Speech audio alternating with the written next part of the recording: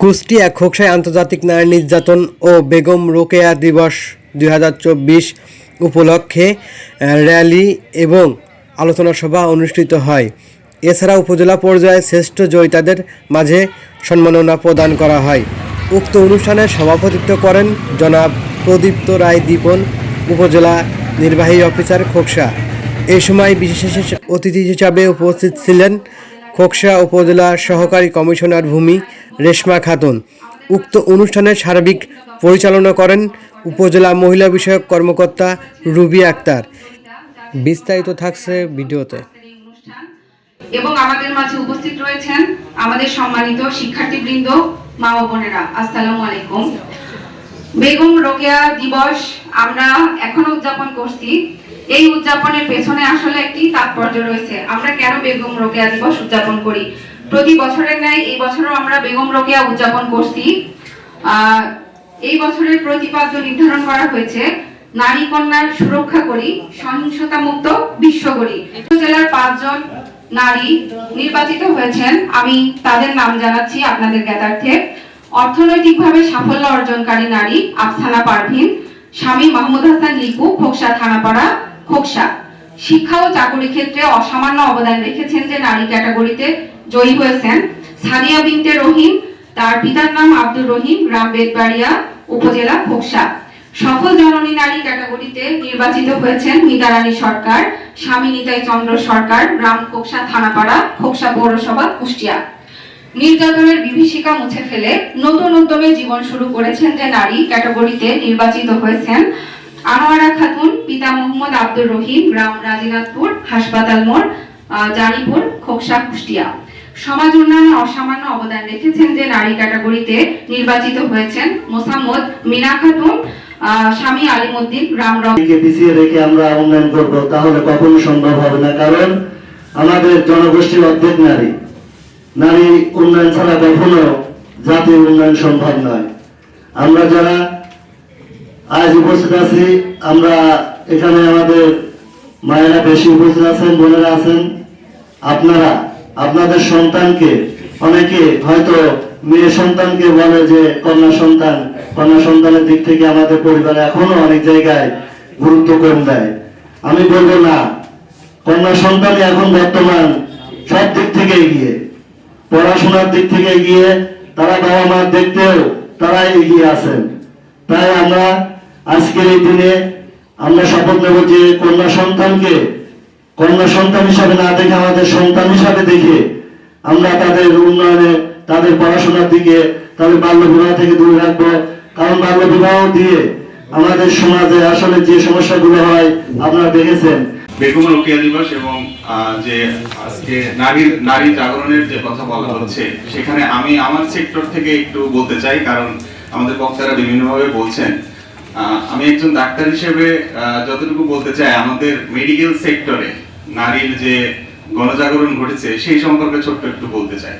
আমি যখন মেডিকেলে ভর্তি হই, তখন আমাদের 200 জন স্টুডেন্টের ভিতরে আমরা মাত্র 65 জন ছিলাম ছেলে, আর বাকিরা মেয়ে। সুতরাং স্বাভাবিকভাবে বোঝা যাচ্ছে আমাদের ভিতরে নারী জাগরণ ঘটেছে। তো এটা যে একটা পজিটিভ দিক, তো এর কিছু কিছু নেগেটিভ দিকও আছে।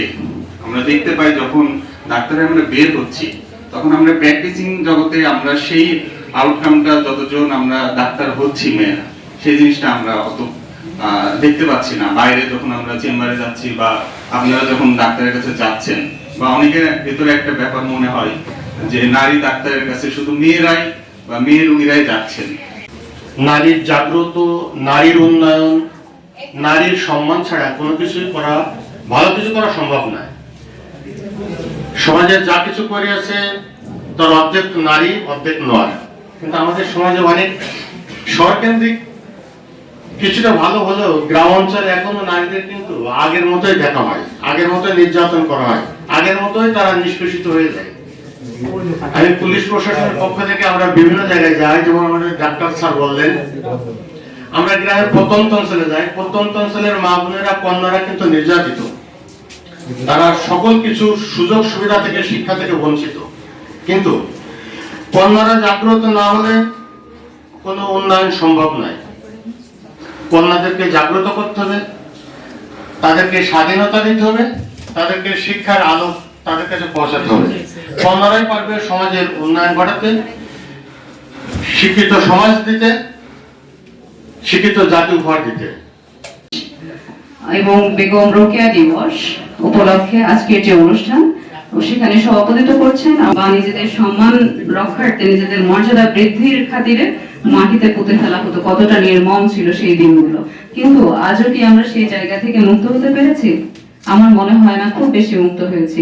কারণ আমরা বলি অভাবের তাড়নায় বা বাচ্চাটা বেশি একটু বড় হয়েছে, আশেপাশ থেকে ছেলে পেলে আমার মেয়েকে উত্তক্ত করবে, আমাদের সম্মানহানি হবে, এই জন্য আমরা খুব অল্প বয়সে মেয়েটা বিয়ে দিয়ে দিয়েছি। কাজটা কি ভালো করছি? মোটেই ভালো করছি না। তার স্বপ্নগুলো কিন্তু আমরা মাটিতে পুঁতে ফেলছি। ওকে দরকার আমাদের ইচ্ছা, মনের ইচ্ছা।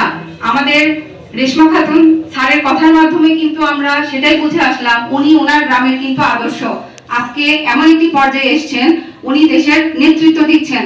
তো আমরা সবাই পর্যায়ে আমরা আমাদের 5 জন জয়িতাদের ভেতর থেকে শিক্ষা ও চাকরির ক্ষেত্রে অসামান্য অবদান রেখেছেন যে নারী ক্যাটাগরিতে জয়ী হয়েছেন আমাদের সাদিয়া বিনতে রহিম। আমরা আজকে ওনার কাছ থেকে তার জীবনের কথা শুনবো। শুভেচ্ছা, আসসালামু আলাইকুম। বেগম রোকেয়া আমাদের নারীদের জীবনে আজকে জয়িতা বিজয়ী হয়ে আমি যে আজকে এখানে দাঁড়িয়ে আছি, বেগম রোকেয়া আমাদের সেই পথটা তৈরি করে দিয়েছেন। সে 9 ডিসেম্বর 1980 সালে জন্মগ্রহণ করে। সেই পটভূমিতে নারীরা ছিল একদমই অবহেলিত। তার এই নারীবাদী প্রতিবাদী তার যে এগুলো ছিল প্রবন্ধ রচনা, প্রত্যেকটাতে সে যে প্রতিবাদ তৈরি করে আজকে আমাদের নারীদের জন্য যে পথ তৈরি করে দিয়েছেন, আজকে আমরা এই পথে হাঁটতে পেরেছি তার দেখানো পথ অনুসরণ করে। সেজন্যই তাকে আমরা বলি যে তিনি নারী জাগরণের আলোর দিশারি। বেগম রোকেয়ার কথা বলতে গেলে আসলে এত সংক্ষিপ্ত বক্তব্যে ঠিক শেষ করা যাবে না। রংপুর জেলার মিঠাপুকুর উপজেলায় তিনি জন্মগ্রহণ করেন। বেগম রোকেয়া একজন বাঙালি চিন্তাবিদ, প্রাবন্ধিক, ঔপন্যাসিক, সাহিত্যিক ও সমাজ সংস্কারক। তিনি বাঙালি মুসলিম জাগরণের অগ্রদূত এবং প্রথম বাঙালি নারীবাদী। বেগম রোকেয়া তার নারীবাদী চিন্তার প্রকাশ ঘটিয়েছেন তার মধ্যে উজ্জ্বল প্রবন্ধে সুলতানার স্বপ্ন, পদ্মরাগ, অবরোধ বাসিনী ইত্যাদি তার সৃজনশীল রচনা। সে নিজেই তার গ্রামের একজন উজ্জ্বল দৃষ্টান্ত। এবং হ্যাঁ, অবশ্যই বলবো। এবং আমি যে আজকে এই পর্যায়ে চলে এসেছি, সেখানেও আমার অনেক প্রতিকূলতা ছিল। যখন আমি পড়াশোনা করি সেই সময় আমার বাবা আমাদেরকে তখন সেই ক্রাইসিসটার মধ্যে সান্ত্বনা দিয়ে বলে যে না, অবশ্যই পড়াশোনাটা শেষ করতে হবে। আমি ইডেন থেকে পড়াশোনা করেছি, অনার্স মাস্টার্স। তো ওখান থেকে পড়াশোনা করলাম, মাস্টার্স শেষ হলো, তারপরে চাকরির চেষ্টা। এই যে আমার বাবা সবসময় আমাকে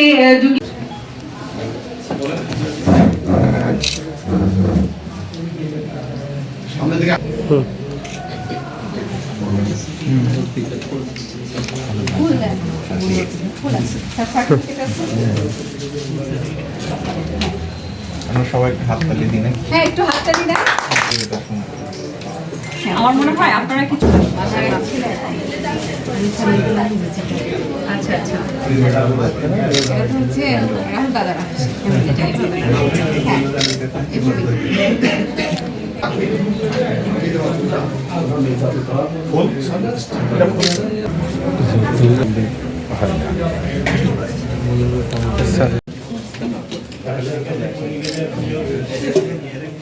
নামে এক ক্লাস 7 পড়ুয়া এক শিক্ষকের মেয়ে, তাকে যখন হানাদার বাহিনী ধরে নেয় এবং যে 9 মাস যুদ্ধ চলে, সেই 9 মাসে তাকে অ্যাবিউজ করা হয়, ধর্ষণ করা হয়। তার ভাই বাবা বারবার এসে দেখে গেছেন, কিন্তু তাকে অ্যাকসেপ্ট করবেন না। পরিবারে তাকে যদি আবার পরিবারে নেওয়া হয় তাহলে তাদের সম্মান চলে যাবে, মানহানি হবে। এরকম সাফল্যের মাপকাঠিতে বিচার করেন, আমার এই পর্যন্ত সার্ভিস লাইফ চিন্তা করেন, আমি কিরকম ছাত্র ছিলাম সেগুলো চিন্তা করেন, সেই অনুযায়ী আপনি আমাকে হয়তো একটা মার্কিং করতে পারবেন 170-80। যদি আমি বলি আমি কিছুটা হলেও যদি সফল হই, এর পেছনে অবদান আছে নারীর। ঠিক আছে।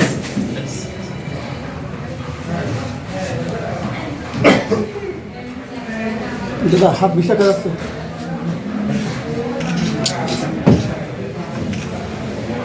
ধন্যবাদ স্যার। আচ্ছা দাঁড়ান, আর শুধু 5 জন জয়িতার একটা ছবি তোলেন। শুধু 5 জন। ওকে